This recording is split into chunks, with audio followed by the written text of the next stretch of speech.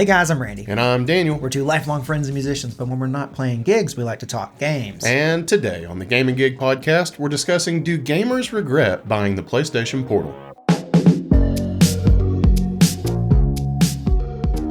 All right, before we get started with the Portal talk, I'll let you guys know, if you enjoy these gaming discussions, make sure to subscribe. We are on a goal to 1,000 subscribers. That's right, and we know you do enjoy these gaming discussions, because who wouldn't love listening to us flap our jaws about something we love? So yeah, thank you. We're almost at 600 subs. Let's get to 1,000. All right, so with the PlayStation Portal, it's been out for a little over a week now.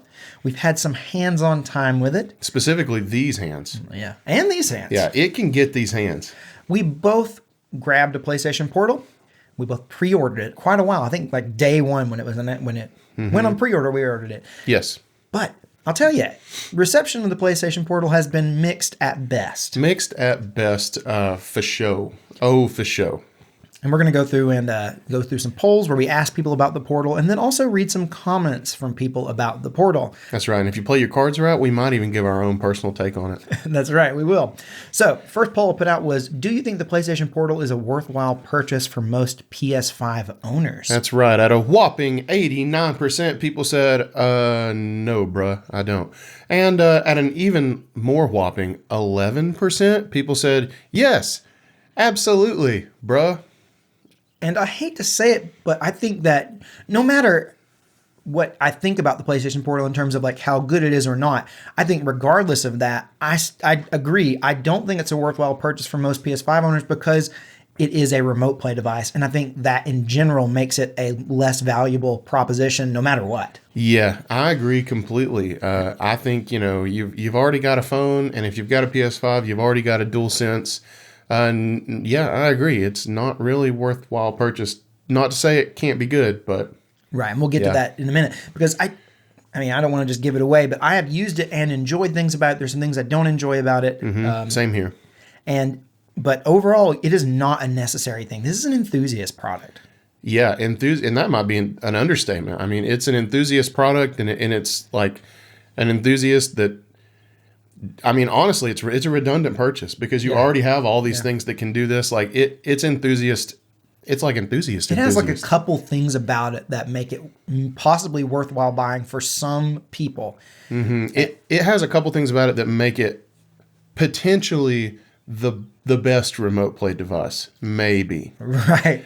But that's only just that first party support. It's got the Sony stuff built in. Yeah. That's all. The fact that it's a DualSense controller, essentially, is one of the big selling points. Yeah. For sure. Mm-hmm. That being said, you can't use it as a DualSense controller just on your... I guess you could use it as a DualSense controller on your PlayStation if you were remote playing while you used it. You could look at the TV and still use it. Yeah, but you can't use it as like a player one, like a player two to a player one. Yeah. Because when you're remote playing, it logs everything else out. But yeah, you could like use it as your controller. I don't know why you would. But there'd be certain things you couldn't do on your PlayStation just because you're remote playing. Yeah. Like you can't set up an internet connection and like there's certain settings you can't navigate and things like that. So that'd be weird, but it could be done. That would be weird. Okay. So we know that most people think it's not a worthwhile purchase. But now let's ask the people who have purchased a Portal, do you regret buying a PlayStation Portal? Right. So at 6%, people said, yeah, I totally regret this $200 here. I wish I had that back. At 3%, people said, no. As a matter of fact, I'm really happy that I don't have $200 anymore. And at 91%, people said, I did not spend $200 on this. I do not have it. I will keep my money, Sony. Yeah, I'm surprised that out of the poll takers, we had even 9% of people who said that they bought a Portal, which I kind of wonder if this poll is a little skewed. Like people are just saying that they regret it even if they didn't buy it, like just trying to dump on Sony a little bit. It did sell out like all over the place. Yes, but yes, it did sell out everywhere, or at least because it's only on PlayStation Direct, I think, right now. So it's sold out. No, people were buying it at like Target and stuff. Oh, you can buy it in Target? Okay. So it's like sold out. I've heard that a lot of it is scalpers. Oh, I'm sure. Everything is nowadays. So, that doesn't surprise me at all. So we'll I don't know. We should have polled the scalpers. That's what we should have done. Poll for scalpers only. Because they're probably having a hard time, charging double for this. Right, they are. I have to imagine they are because reviews have not been great on this. But, we've both been using it for a little over a week now. Yes. And I want to know, do you regret buying a Portal? Do you regret? You're just going after it. Yeah, You're I want to know jugular. what you personally think. We'll read other people's comments now, but I want to know what you think. Okay, well, I've spent a lot of time playing this Portal. Like, I have played almost all of Spider-Man 2, and I have only played it on the Portal. That was kind of something I wanted to do. Like, I thought it'd be a good test. Okay. But notice I said almost all of Spider-Man 2 because I sat down yesterday to try to finish it and could not get the damn thing to work. Really? It just wouldn't work worth the crap. Like, how? I was at home. I don't know. I just couldn't get it to be playable. It just wouldn't work. I restarted a bunch of times. I reconnected to the internet. I don't know. What else can you do with this thing? I went in and out of airplane mode, which I think is hilarious that it even has an airplane mode. People have been dumping on that online. Why does it have an airplane mode? You enable airplane mode and you have a paperweight. You have nothing at that point. So yeah, I don't know why it has an airplane mode, but I do know that toggling in and out of airplane mode will make it like reconnect to the internet, have like a clean slate. So that's why I did it. It didn't work, and I still don't know how Spider-Man 2 ends, even though I'm pretty sure I'm at like the climax of the game. You could remote play from. I could have just walked in here and played it, Randy. Yeah. That's not the issue. Yeah. But I wanted to do it on the Portal. Right. And there have been times when it was like freaking flawless. Right. Like just the tiniest amount of latency that you can't get away from with remote play. Right. But other than that, it was freaking awesome. It looked good. The sound wasn't stuttering. I mean, it was awesome for like 2 or 3 days, and I've had intermittent issues since. It's got to be it's got to be a Wi-Fi problem, right? It must be. It could be a router. I was thinking the other day that it could be that you just have a faulty router or a router that decides to kind of, because we've had trouble with streams and stuff, and I think that it's not always. That's true. It's hard to tell. I have that mesh system, and I'm wondering if maybe it just doesn't play nice with that. It could be. I have not had a single time that I could not get mine to connect. Yeah. Now, admittedly, I haven't played it as much as you have, but I have played it pretty much every day since I got it. Sometimes for long stretches of time, sometimes for just short stretches. But I've never had an issue where I couldn't get it to connect, and I've never had a problem with it cutting out mid-play or anything. Never. Well, it connected. Okay. It was just a horrible quality. Oh, really? Yeah. So maybe I said I couldn't get it to. What I meant is I couldn't get it playable. Okay. Like it just wouldn't. I've also never had that happen. But I went to my parents' house and played it from a different Wi-Fi network, and I did that, as an experiment. And I played Spider-Man for like 2 hours, and honestly, it was quite good. So that's using both Wi-Fi's. That's using the up on mine and the down on theirs. Yeah. And it was fun. So I don't know. I may be having some router issues. That's possible because as Sony maybe didn't make as clear as we wish they had, it's all about your Wi-Fi. Yeah, it's all about your Wi-Fi. And if you're on your home connection, it shouldn't even matter if you have connection to the outside world in terms of like your Wi-Fi. So I think it has to be that you're having some router issues. To me, it just feels like it has to. Well, I don't know. I'll call the ISP. Yeah. So, but you kind of skirted around the question. Oh. You've given some things, but do you personally regret buying Okay, so I had to tell my story before I could give my answer, and then I forgot to give my answer. Do I regret buying it? Yes. Which hurts me to say because I love playing handheld. And if I can get this sorted out and it's flawless again, it will be my favorite way to play the PS5. Okay. But right now it's not. And it just happened to come out at the same time as the Steam Deck OLED, which I also bought. And it's just being overshadowed by a superior device. I mean, I just don't know what else to say other than that. Like when I'm playing the Portal and unless it's perfect, I'm like, shoot, I could just play Steam Deck right now.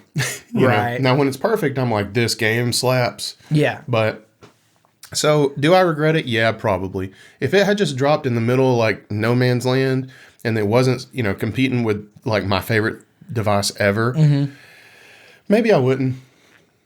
And maybe I can get these Wi-Fi issues sorted out and it'll be great. And but right now, yeah, I kind of regret it because I would be done with Spider-Man right now. Yeah.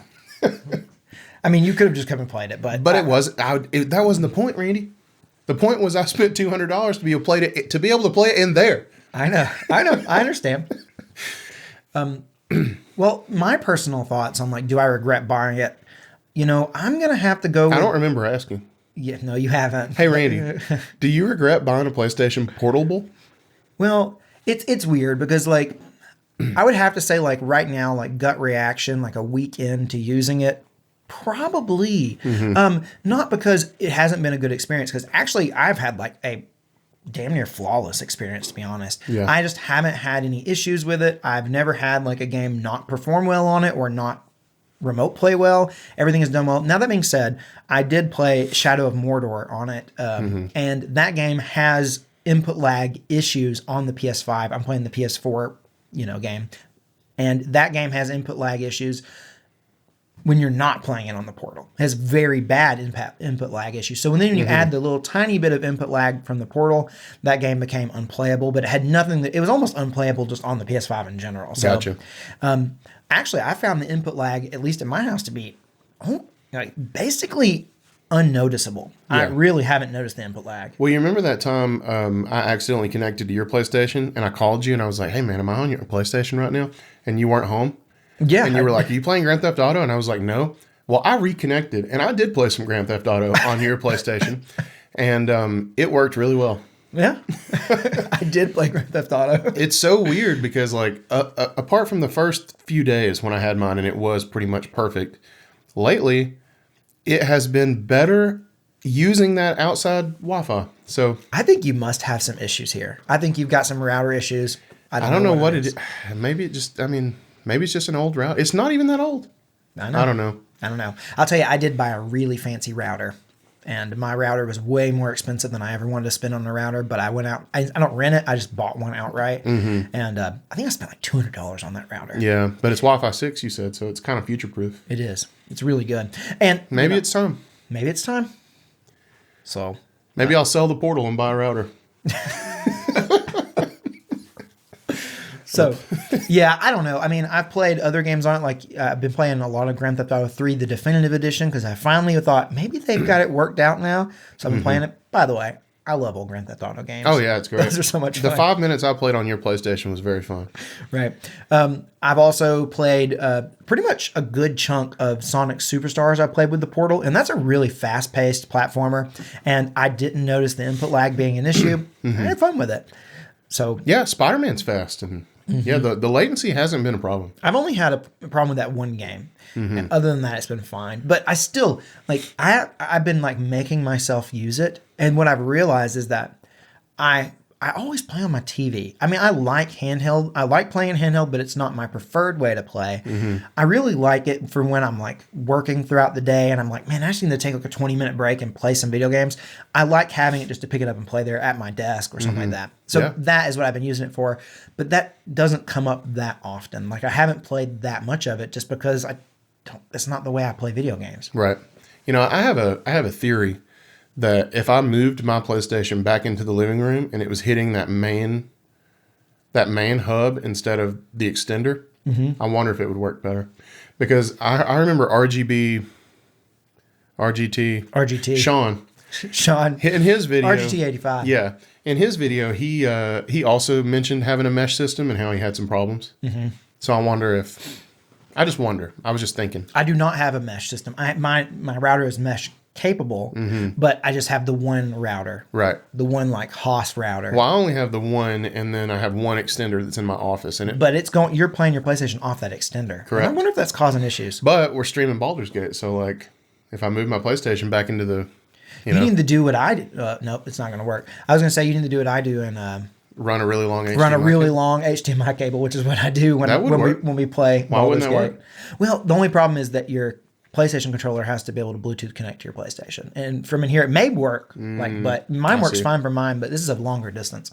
Yeah. Anyways, that's probably not relevant to you guys listening to this the podcast. This is why you sub, okay? This is why you tune into the G&G boys, all right? To get a little peek into our gaming lives. Yeah. So we're going to go ahead and talk about some comments. And I want to tell you guys, we have a Discord server, and I'm trying to take comments first from our Discord server. So if you're a member of the Discord server, you're more likely to have your comments read on the podcast and reacted to. So there's an invite link in the description of this podcast, wherever you get it. And if you always watch the podcast on YouTube, know that it is available on things like Spotify, Apple, really everywhere that there's podcasts, it's there. So that's right. Although I do think the YouTube version, I like having the video. There is a video version on Spotify too, though. Yeah, there is. We upload it both ways. Yeah, that's pretty cool.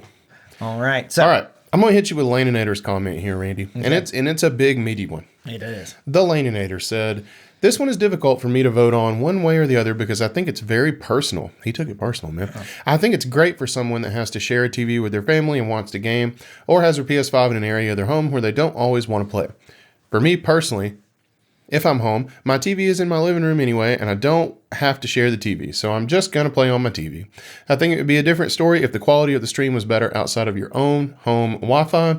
It is a little bit steep, I think, because there are cheaper alternatives such as the Backbone controller, although it's definitely no DualSense, so there's that.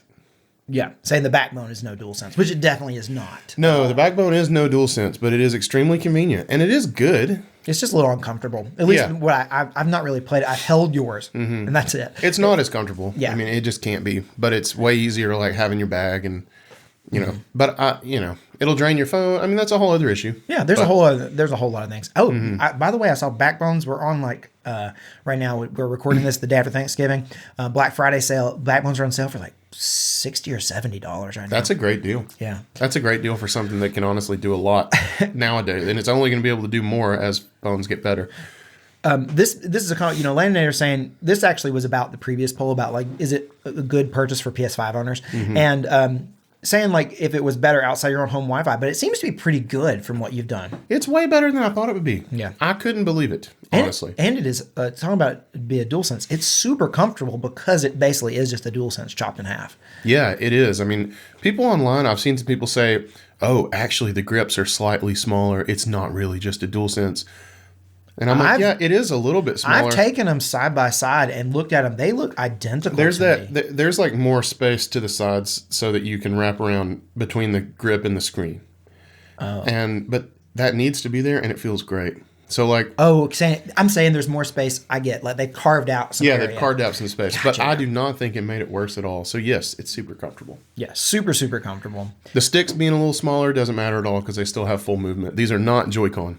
Yeah, no. The sticks are smaller, but only in like diameter. They still have full range. Mm-hmm. They feel great. Yeah, they feel really good.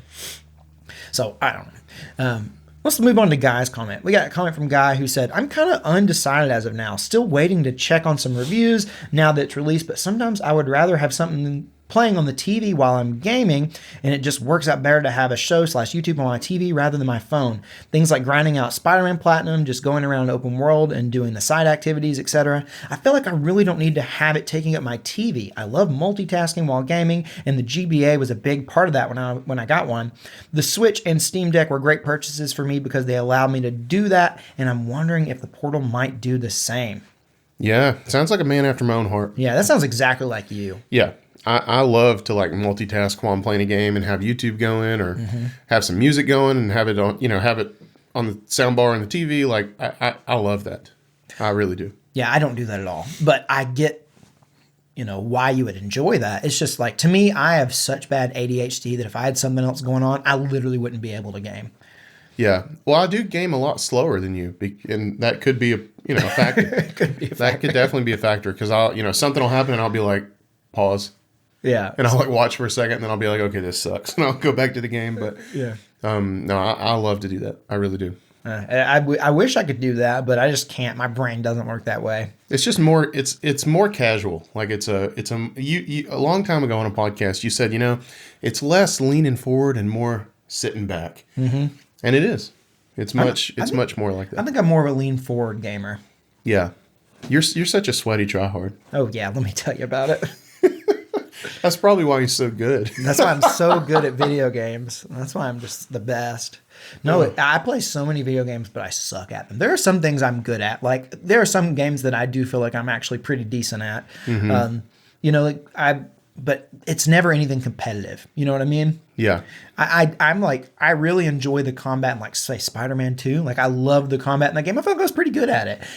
Yeah. But it's not a competitive game. Especially when you cheese that boss and just get him in the corner and press square a lot. Dude, that was great. Randy said, I've got to send you a clip of of the it was Mr. Negative. He's Yeah. like, I got to send you a clip of the Mr. Negative fight. And he sends me this clip, and all he does is get him in the corner, and he just spams square and just hits him with that same like basic combo over and over and over and over and over. And Mr. Negative just couldn't figure it out. He got straight rope-a-doped. Yeah, actually, that worked on like multiple phases, except the last phase of that boss. It did not. That particular like combo lock didn't work. Man, that boss was hard for me. I did that at my parents on a If only Wi-Fi you had known that you could just put him up against the wall and he'd be finished. I'm glad I didn't. I fought him for real. That worked. That was like seriously one of the easiest boss fight ever because I just like put it like no problems, just pin him against the wall and he's dead. Yeah. Anyways, let's move on to the next comment. We got a comment from Neon Stealth who said, "Imagine the people that switch from Backbone to Portal thinking it would be better, but it's the same." It's not the same, okay? It's not better, but it does have haptic triggers. Therefore, it's better. It's a little bit better.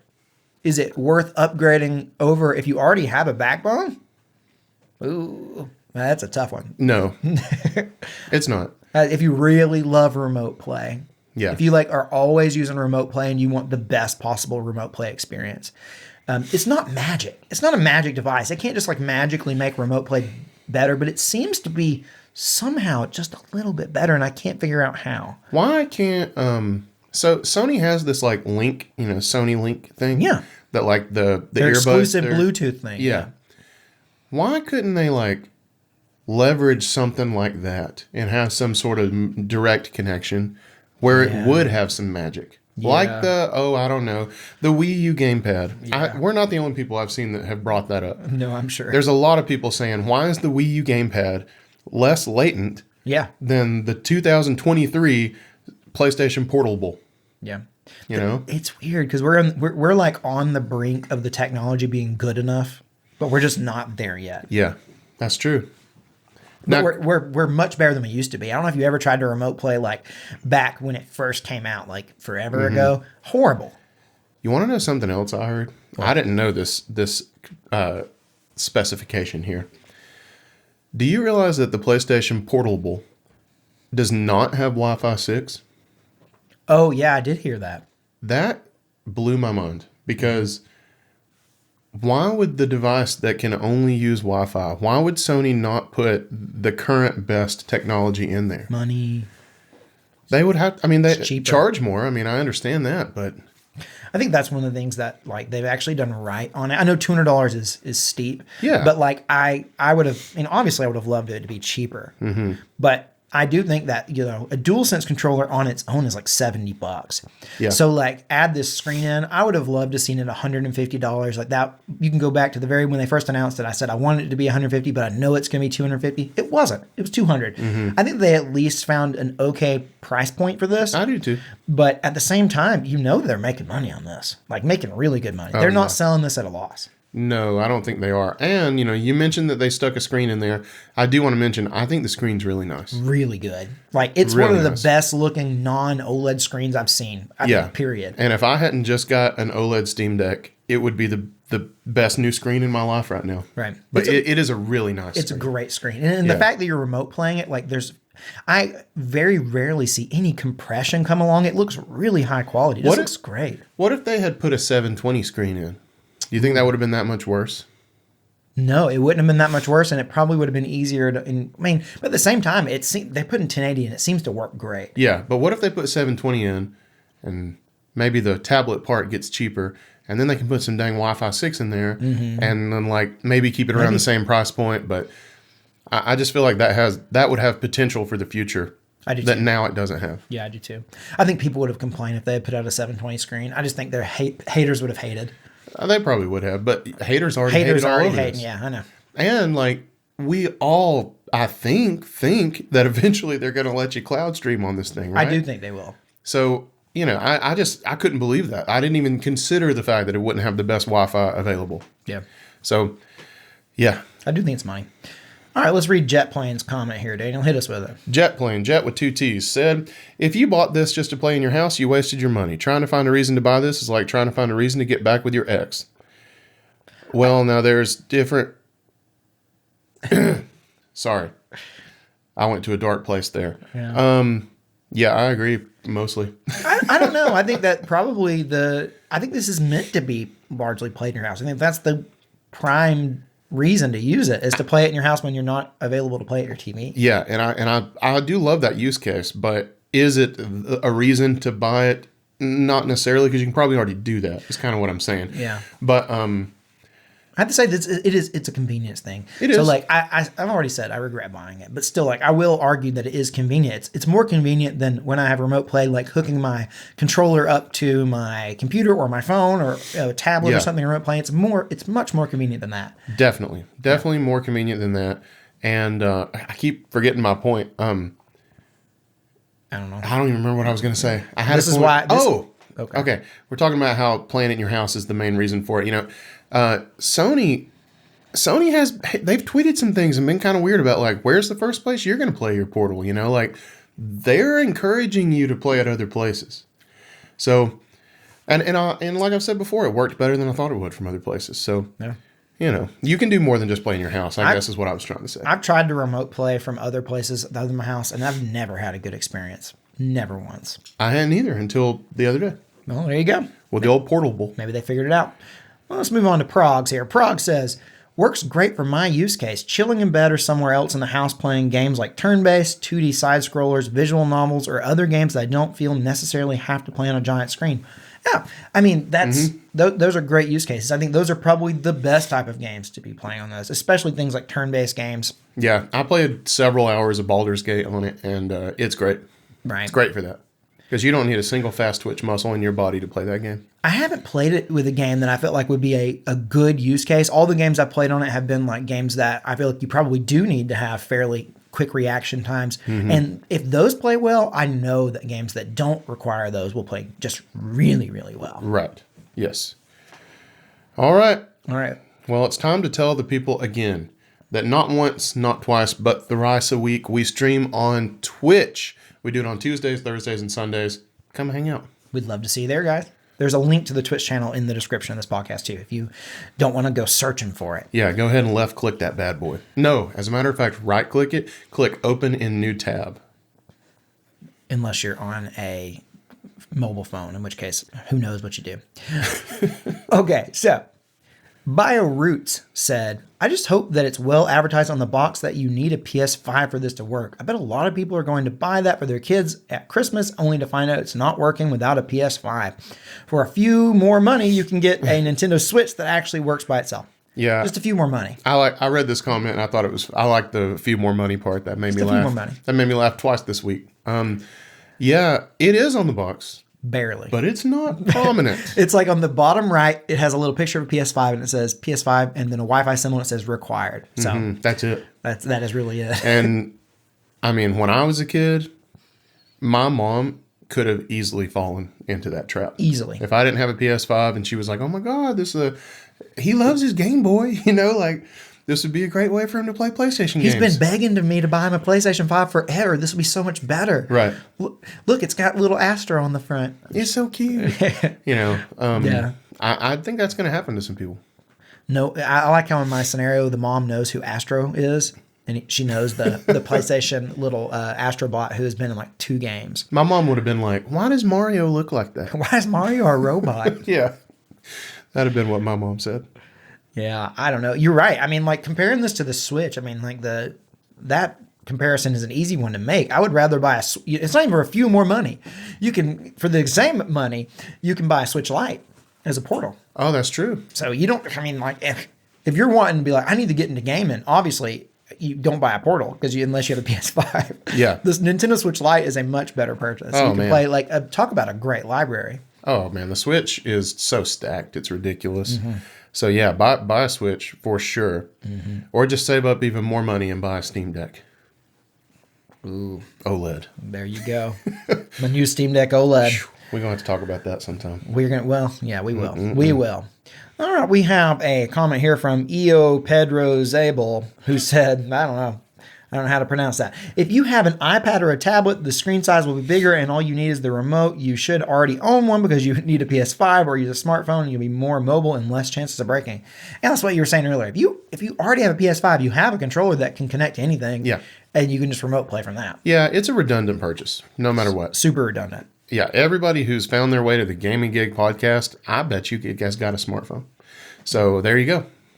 Remote play to your heart's If you have content. a PS5, you can already remote play. Now, that being said, I do think somehow this experience seems to be faster, but you've watched videos where the people prove that it's not any faster. And it's I not any did. I better. watched a video where a guy was, slowing it down frame by frame, and he had the TV that his PS5 was actually on, and then he had the Steam Deck being remote played, and he had the Portal. And the Portal was actually the slowest to change frames. But that's one test. One That's test, one yeah. test. Yeah. And it was one frame. And one frame? It was one frame. Oh, okay. Now, You're not going to notice one frame. it's weird that the Steam Deck was faster. Because when I remote played on my old Steam Deck, this was a while back, it was not good. Yeah. So, in my experience, the Portal's been better. But that's not what he showed. It's an interesting thing. I've remote played a lot from my computer because I just I work in my office and none of my gaming systems are in there, so I've remote played on my PlayStation and off my Xbox to my computer, and it hasn't been as good of an experience as the Portal. And I don't know. And I've done that recently. Like I've done that within the past month of having, the Portal. So I don't know why the Portal just seems better. It just seems like it rarely brings in compression. Like Yeah. it has less input lag. It feels that way to me, and I can't figure out why. I figure there must be like maybe one less thing that it's having to interface with because it's like directly like that's what it's built to do. So it's not having to like process through a program or something. I just don't know. But it's not directly. I'm saying like but it's is it? a purpose-built device, so it doesn't have. I don't know. But it's running Android. I don't know what to tell you. I just mean, feel like it feels better. I don't know. I mean, I agree. When it's all working, I thought it felt better too. But I couldn't say why because like all the things you just said about a phone, it's an Android tablet running some really sophisticated, cover that crap upware. Right. So I don't know why, but when it's running, it did feel really good. Do you know if people have hacked the Portal yet? I don't think so. It hasn't happened yet. I don't want to think it's know what happened it. yet. I want to know like what that might be its redeeming thing. That might be it. Like if you can like emulate even just some like I don't know, even if it can halfway decently emulate, you might be able to. It's got good controllers on it. I think it's probably going to be able to emulate at least the early systems fine. I mean, it is an Android tablet, but I don't think it's going to be able to emulate anything like I don't know. I would be shocked if it went past PS1. Yeah, if it could emulate PS2, it might be even surprising for sure. Yeah. For sure. PS2 is a little weird sometimes for those. Yeah, it's hard to emulate. Yeah. But if you could cloud play some of these old classic games. And I think it will happen. I really do think that PlayStation's going to let us cloud stream. I do too. I think it's going to happen. I just don't think it's going to happen yet. I don't know why. Because they have it ready. They released it right conveniently. The cloud stuff came out right before the Portal. Yeah. So why can't the Portal do it? I don't know. I don't know either. That still blows my mind. Yeah. All right, we got a comment here from Morris Dennison who said, for the 100th time, I'll be grabbing it from the bargain bin. Edit. I stand correct. Scalpers have brought them out. They are going to end up cheaper than I thought they'd be. Scalpers have bought them out, Daniel. Oh, dang. Yeah. I'm pretty sure it was supposed to be bargain bin, and then you messed up the bought. You put brought.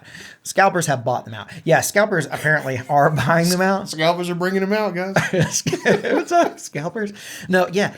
Scalpers have apparently been buying these as they do with everything. I mean, every new thing. Is a Steam Deck been scalped? Is that a thing that happens? Do people scalp Steam Decks? I think it happens, yeah, but I think it happens less because Valve made it. They did something where your Steam account had to be so old to buy a Steam Deck, like when they first launched them, and they probably had similar precautions this time. So they also put you on a small waiting list once you get it into your cart, or at least they did on launch day. So they take some precautions that I don't think everybody does. No, I know. I mean, I know PlayStation does some stuff. Like you have to have a PlayStation account. Yeah. And you can only order one per PlayStation account. So I mean, maybe it's a little harder to scalp now. Yeah. Something like Target or GameStop, you probably can just buy. You can probably go hog wild them. And that's the thing. They're selling them in more places. Valve is just selling it on Steam, so they can lock it down as tight as they want to. Yeah, definitely. All right, we got our last comment here from Ray Chi, who said, it should have been an OLED display. What a waste. Well, I love me some OLED displays, but it's a great screen. Yeah. I got no problems with the I screen. agree. Like we said earlier, it's such a good screen. In fact, I would say like I said, it's probably the best non-OLED screen I've ever seen. Yeah. And I don't know how. It just looks really, really good. It does look really good. And, his last part here, what a waste. I hope that these things don't become e-waste but Me too. it could happen. It totally could. But man, that screen's great. So don't crap on it for not being OLED. And it would have been so much more expensive if it was OLED. Like it would have been such a worse value if it was OLED. So. Yeah. I think they I'm made good the with right that. move. They put in a good screen. It looks really, really high quality. Yeah, I do. But it's just not OLED. And that's okay. You know what else is not OLED? What? The 3 for Dale Club. Oh, you got me. But it is mini LED. Oh, yes, it is. So the 3 for Dale Club is our special secret club. So you made it all the way to the end of this podcast, which means we want to thank you and shout you out at the end of the next podcast. What you need to do is leave us a comment with our secret code phrase that says 3 for Dale. That's right. Say whatever the heck you want, but make sure you include 3 for Dale. Put it on the YouTube version of this video. Starting out the 3 for Dale Club this week is a new subscriber, Cosmic Drew. He came down from the cosmos to break bread with us earth-dwelling peons and found the Gaming Gig podcast. And we thank you. We're glad you're here, old Cosmic Drew. And in that like whole sequence there, I was imagining you as Star-Lord, just so you know. Ooh. Next, we got Landon Stallings, who said that he totally agrees with you that Sea of Stars is his personal game of the year. Yes, Sea of Stars slaps. Thank you for the validation. I really appreciate it. If it had been in the category, I probably would have voted for it just out of principle. I usually don't like it when people agree with Daniel. It makes, I'm really a little kind of like, I don't know if I trust you if you're agreeing with Daniel. It's but true. He is that way. in this case, I'm going to have to say, it makes me want to play Sea of Stars. Yeah. More now that you've said it, I was I'm going about to to say, try he didn't it. want to play it when I say it. But when Landon Stallings says it, Right. he'll play it. By the way, have you voted for the Game Awards yet? I have not. Okay, I have. I need to. All right. Next week. Oh, yeah, it's on me, ain't it? Oh, that's you. Next, we have Guy. Guy said that he's actually pretty excited for the VGAs this time around, and he can't wait to watch the stream, and we will be streaming it. Yes, we will. It's going to start at 7:30 on like December something. We're going to be there streaming. So go to December 7th. December 7th. I remember it because Pearl Harbor. Hopefully this goes better than that. I sure hope so. All right. Next we got AJK, aka Anthony, who recently 100%ed It Takes Two and played that game on our recommendation and loved it. Man, Anthony, he 100%'s like everything, by the way. This is not an exception for him, but I do think it's really cool because he didn't do this by himself. No, yeah. He did it with his wife yeah. because it literally takes two. Anthony, you talk about someone who goes through games as a pro gamer. Anthony is a pro gamer. I'm telling you, well, it's because he lives in the land down under, and it's not safe to leave his house. Right. So, yeah. Some people would say, like, go touch grass. I say, don't you dare, because there could be a snake in that grass, or a kangaroo, at least. Anyway, next up. Yeah. I'm pretty sure it's my turn. Next up, we got Laninator, and Laninator said that he feels really special, and he thanked us for the shout out. Yeah, it's because we snubbed him the week before on the 3 for Dale Club. I don't know how it happened, but then we made it up to him. We put a little graphic up. Yeah. It looked like this. Laninator. That's like the imagination from SpongeBob. Now I got to do that again, so I'll have to put it up there. That's funny. All right, next. We got Tom Derry. It's talking about the Resident Evil 4 remake, who said it's very different from the original and deserves recognition, saying that it should be on the Game of the Year nominee. I mean, we had to discuss it, but I don't disagree with you. I love that game. Yeah, me too. All right, next up we got Kenny, who said, great podcast, guys, and we sure do appreciate you, Kenny. Kenny's also a new member of the 3 for Dale Club, so glad to have you here, Kenny. Heck yeah. Next, we got D18. Now, last week we talked about D18's name. We didn't know what it was. Yeah. We got an explanation. D18 is for my name, Dan, and Good the name. 18 is for the greatest athlete of all time, Peyton Manning. Mystery solved. Yeah, and I actually responded to this comment and said Omaha. So D18 understands. Randy doesn't. No, I know who Peyton Manning is.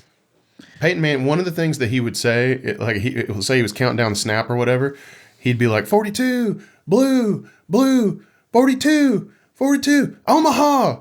It was like one of the things he would shout. Yes, okay. So anyway, Cool. Omaha. And next up, to close out the 3 for Dale Club this week, we got Morris Dennison, who said, "Ya boy loaded the vid up the moment it dropped." That's right. I literally pressed public on our last podcast. It was like 3 seconds later, this comment was there. And it was like, dude, that was awesome. That's what I'm talking about. If you're not sitting at your computer refreshing on Mondays for the G&G podcast, what are you doing? Right. I'm pretty sure that Morris Dennison must have notifications turned on. And if you do, we appreciate it. Yeah, ringing that bell is what happened, I think. I'm telling you what, ringing that bell. All right, guys. Well, Until next time, I'm Randy, which makes me Daniel. and this has been Gaming Game. Peace out.